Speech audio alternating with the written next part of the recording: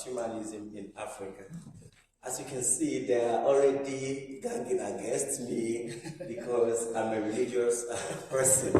But the problem is not for me. The problem is not about religion, but the lack of theodicy, that is the application of faith and reasoning. And for me, that's the problem. And I've always said this, that most people misconstrue or mix up religious exuberance with being religious. There are so many religious people who reason well, and if someone is indoctrinated, that doesn't mean that the person is not a religious person. Because our ancestors, they were religious, right? So being religious is not the case. And like Dr. Natasha always said, that she's spiritual. And being spiritual means also being religious, although in an aspect. So it is not about religion, but how people approach religion for me. And in the past, as a Catholic, I have a very good knowledge of how my church killed Galileo Galilei when he talked about the sun and all this, and through the Copernican theories and all that. But they never believed it because of what the Bible talked about with regards to the sun, and the sun starts still and all that. So it was against. So the Pope said, okay, the work should be put on Libre Arbitrio, should be all that, and he was later killed, which it was just of recent that John Paul II apologized for that. But the chief value, which is life, is no longer there. So, but today we'll be talking about transhumanism in Africa, and I happen to be a member of USTP, which is also a different thing altogether. And I have been studying a couple of works in transhumanism, and I signed up as for the work of Natasha. I'm a transhumanist. I signed up and I have the hashtag and all that. So, but in Africa now, we want to look at the place of transhumanism in our existential struggle as a continent. And we also need to know that transhumanism is, you can explain it in two ways: as a field of study and also as a movement, which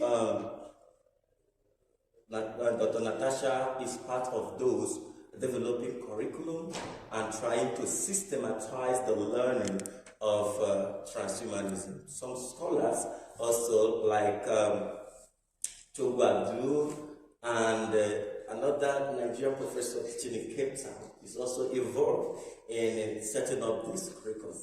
But I always say that it is very important that as an African, we approach things the way it will work for us. We don't just take things, but we must approach it the way it works for us. So it is very important. Then transhumanism, I'd like to explain a little bit, and I'll ask Dr. Natasha to give us an overview of that. So transhumanism is using science and technology, applying science and technology to enhance human deficiency or inefficiencies and all that. So it has been a very important role at the twin light of the 21st century.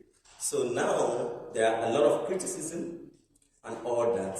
So I would like Dr. Natasha to throw more light on that and explore on the criticism of transhumanism.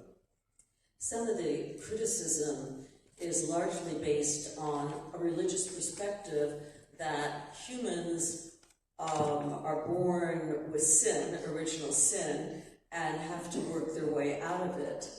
Another perspective is born with a blank slate. So I mean, there's a number of different perspectives on how people are born. But I think the largest criticism is that as humans, we are to respect the essence of being human, and tampering with that essence would be tampering with our genetic makeup. And we ought not to do it because we're creatures of God. And no matter what religion you subscribe to, there is that sentiment that God is in control, and that to tamper with our bodies, our DNA, is immoral and unethical.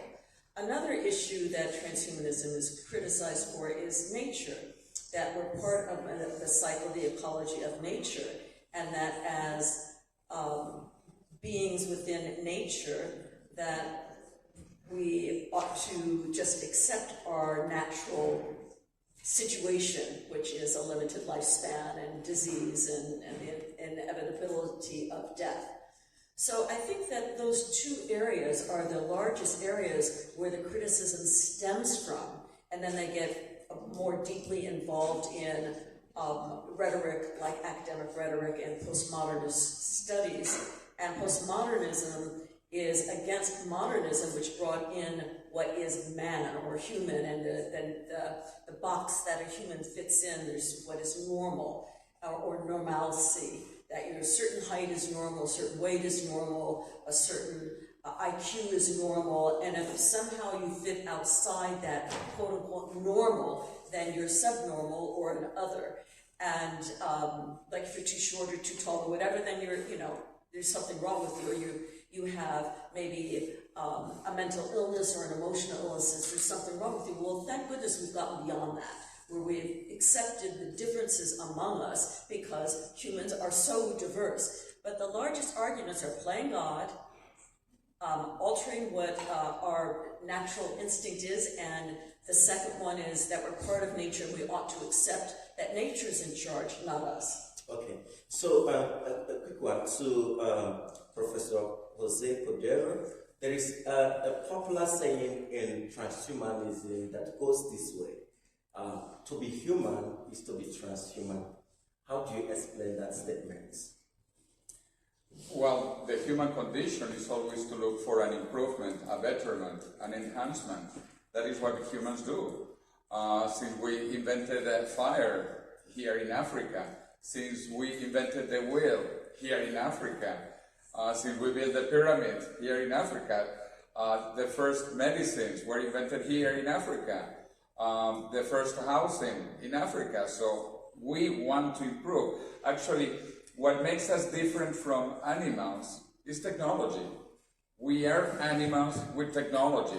Other animals don't have technology, and this technology helps us to improve the human condition, to transcend the human limitations, which is what I also call transhumanism. Transcend the human limitations thanks to science and technology. And this is the human condition.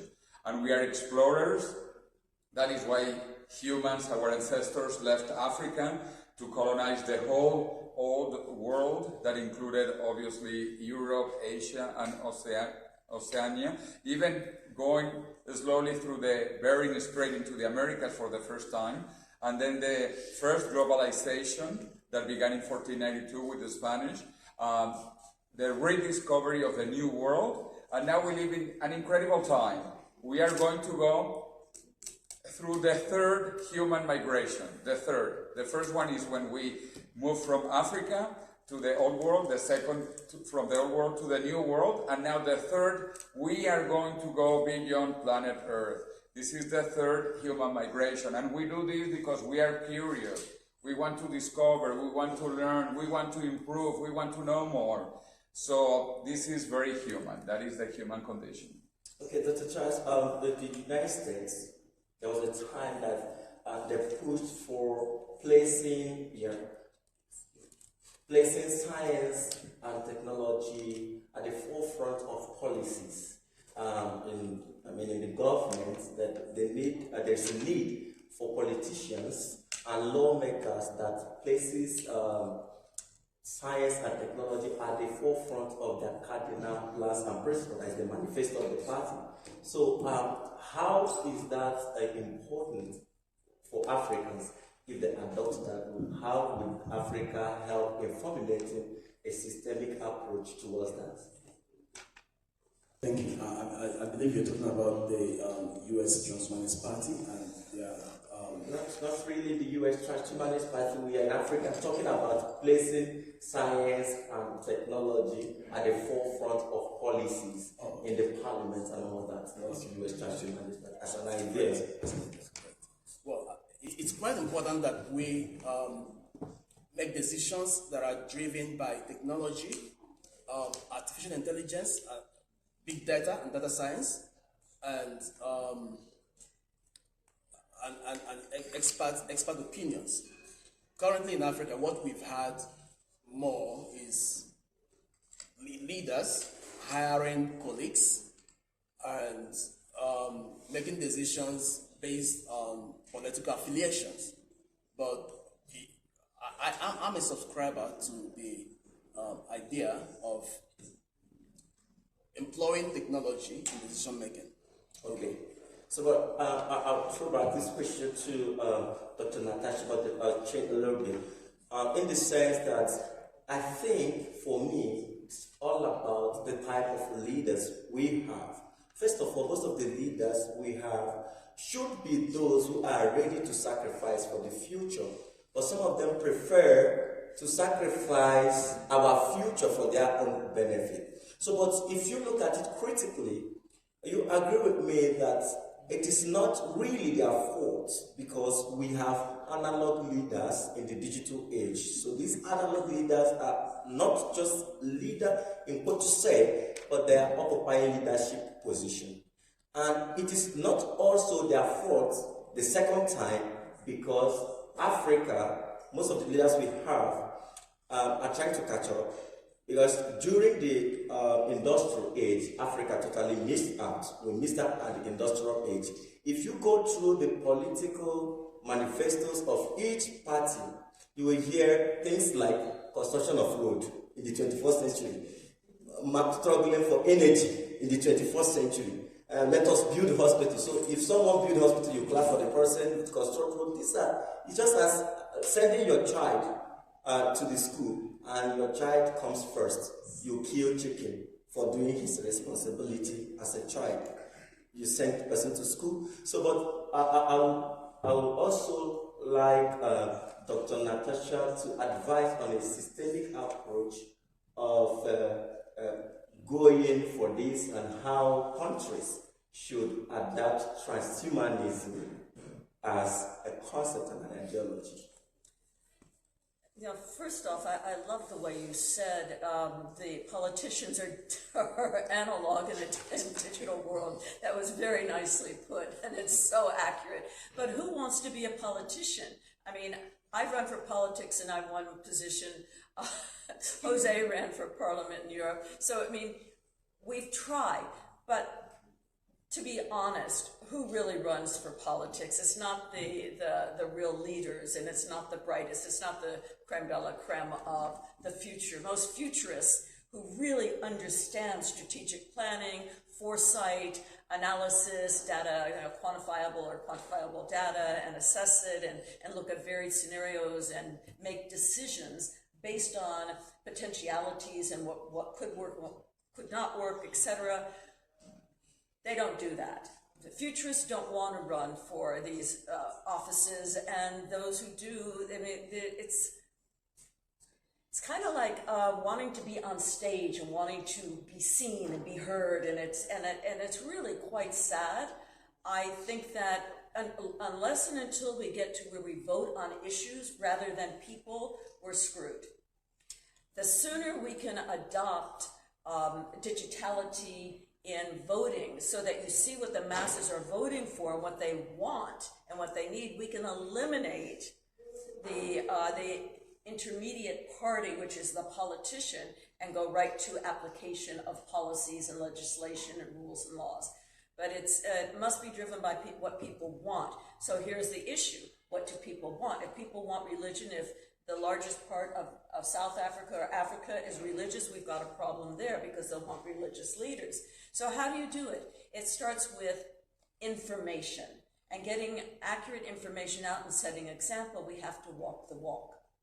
And it's up to us to have the responsibility and the integrity to not sell a product just to make money, or not sell an idea just to be famous, and to be integrous people. And to be that, you have to be evolved in your mind. You have to get to that point where you always put yourself first, but make sure that the self that you're putting first is someone who has that level of dignity and integrity. And that's at the core of transhumanism. How do you preach that? How do you talk about it? How do you set the initiative for that? Only by example. And when we quote people that we value, like I mentioned Carl Sagan, who I value, and Dr. Lynn Margulis, Jose mentioned people that he values. Each one of us refers to someone that we value when we express an idea, because those people influence us through the good that they do in the world. We need to do that more often. And we need to mention transhumanists more often. Not saying Ray Kurzweil predicts. Prediction is a waste of time. Prediction you'll get bitten in the butt sooner than later if you make predictions. Rather, you can forecast or make foresight or suggest something will happen. So bottom line, I think using foresight is a great tool, getting voices out there more loudly and show the possibilities of success.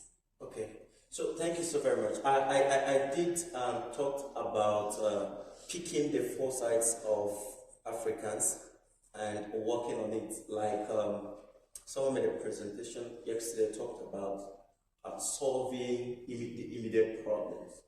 And I said, when you go into villages, the rural area, you ask people, what are your immediate problems?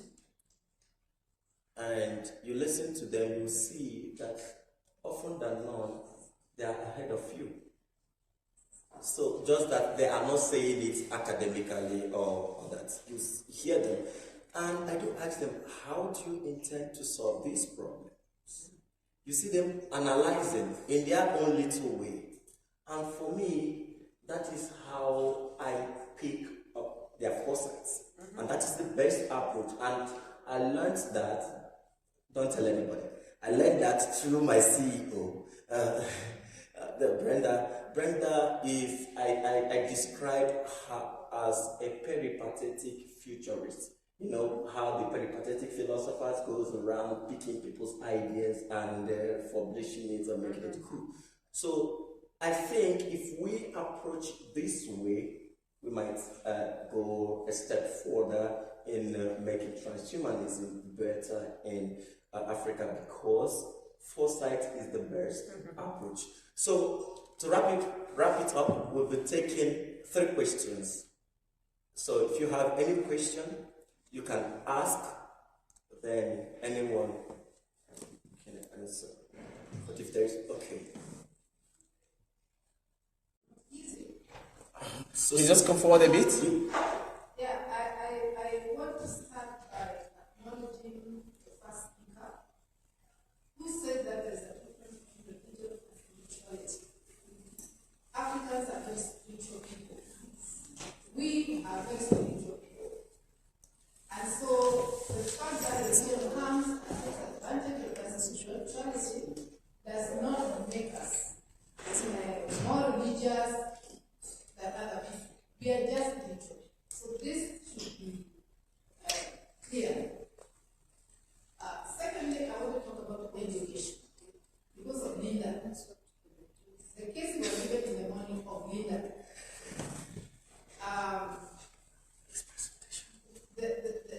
Coming from the women's empowerment perspective, if a woman does not have the knowledge, the information that she requires to make a certain decision, she will make the wrong decision. The fact that women have less access to education than men, in most cases, affects the decisions women make. And that's why Linda did not have enough information to make the right decision to save her life. And so when you look at the many women who died giving birth, childbirth in this continent. And I've been in this business since before Cairo Conference, 1994. It is about access, not just knowledge, but also to the services that are required. Linda could have walked many kilometers to the doctor, and that would already affect the child that she gave birth to, whether the doctor is well or not. So there are huge factors that affect the decisions and the conditions that are prevailing and that lead to the wrong results. The last thing I want to focus is about technology. We are talking about fourth industrial revolution in South Africa. I do not think that debate has even started in other countries. I don't know about Nigeria, but I know in Kenya that language has not even, we haven't started engaging the fourth industrial revolution. And yet, Kenya is the most advanced country when it comes to IT, technology, because people are getting into technology and solving their own problems. Their own way, without going to MITs. My brother, I respect MIT very much. But if you look at the young leaders in innovation, some of them are school dropouts. But because if people are intelligent and they have a bit of exposure of knowledge, then they're able to change their lives. So I wanted to say that even technology is not homogeneously going to solve our problems. We still need to engage with different technologies to be able to solve our problems. Right now, I would like to be a student of longevity. Great. Like someone who wants food by the end of the day, they don't have food today. So they are not going to talk about longevity. Yeah, right. They are talking about food today. Can I feed my children today? So we need to be very practical how we approach these things and not get carried away, because there are realities that we are going to confront on a daily issues, unemployment, people getting 350 rand stipend only for a whole month. These are serious issues. So people are preoccupied with other major issues, and so we just need to, I just want to throw all this, like background information there as we discuss make these discussions and move ahead. Thank you. Thank you. And the young gentleman here in the yellow jacket? Sir. No, let's take them quickly. Yeah. Your question. I'd like to understand this whole way, transhuman, because when I'm trying to interpret these two ways, right, combined. So I'm thinking it's transforming human, right?